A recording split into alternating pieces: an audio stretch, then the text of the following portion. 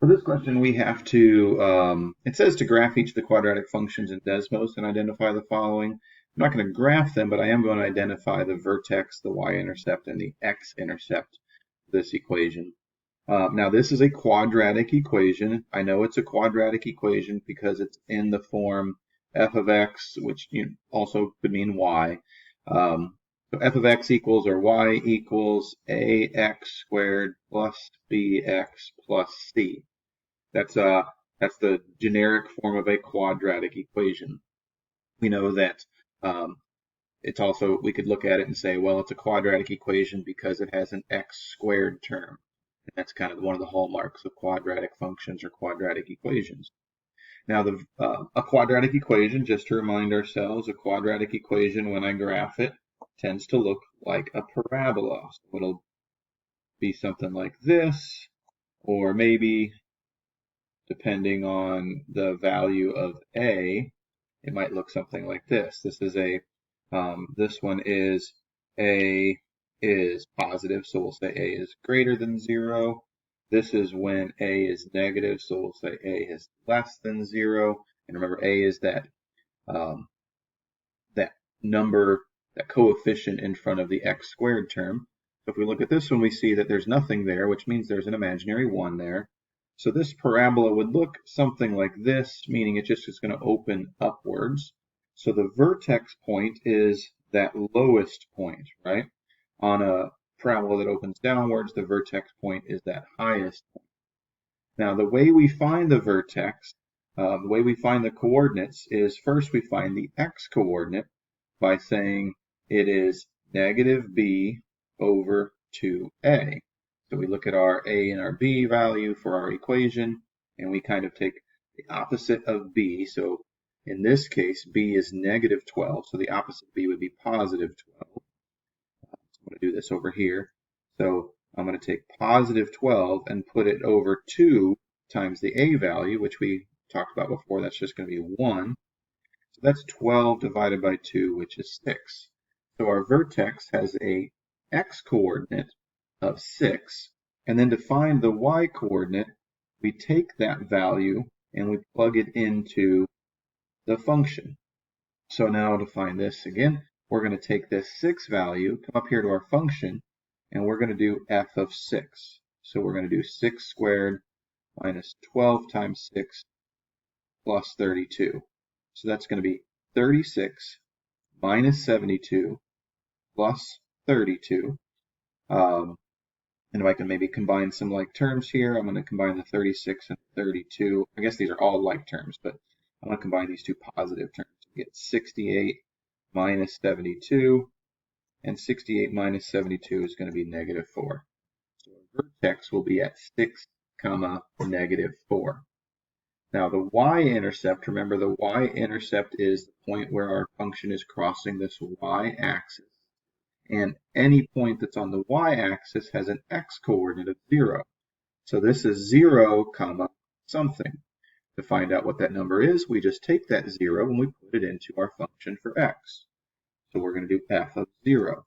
That's going to be 0 squared minus 12 times 0 plus 32. Now if we think about what's going to happen here, 0 squared is going to be 0, 12 times 0 is going to be 0, and then we have this plus 32, so that is really the number that we're looking for. Our y-intercept is going to be at 0, 32. And one of the things you'll notice as you do more of these, the y-intercept for a quadratic function is always going to be that c value. C will always be the y-intercept of your quadratic function, because anytime we put zeros in for these x's, those terms just basically disappear. Now the x-intercept is the place or places where it's going to cross that that x-axis. So every place where it crosses the x-axis has an x value or a y value, of 0. So to find out what this x value would be that goes along with that y value of 0, we have to put a 0 for the f of x and solve for the value of x. So I'll come over here and I'll do it right down here. I'm going to say 0 equals x squared minus 12x plus 32. Now to solve this equation, we have to use either factoring or the quadratic formula. Remember, the quadratic formula is for y equals ax squared plus bx plus c, if y equals 0, x equals negative b plus or minus the square root of b squared minus 4ac all over 2a, right?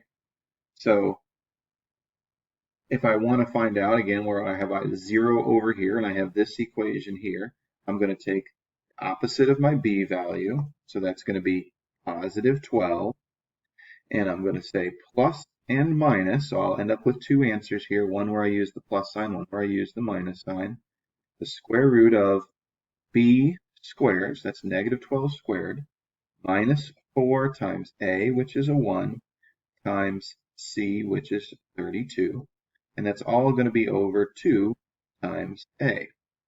So now I just need to simplify, and I start by simplifying the part that's under the square root. We call that the discriminant. So I'm going to say 12 plus or minus the square root of, that's going to be 144. Negative 12 times negative 12 will be positive 144. Minus 4 times 32. So 4 times 32, let's see, that's going to be 128. And then that's all over 2. So that's 12 plus or minus the square root of 144 minus 128 is 16 over 2.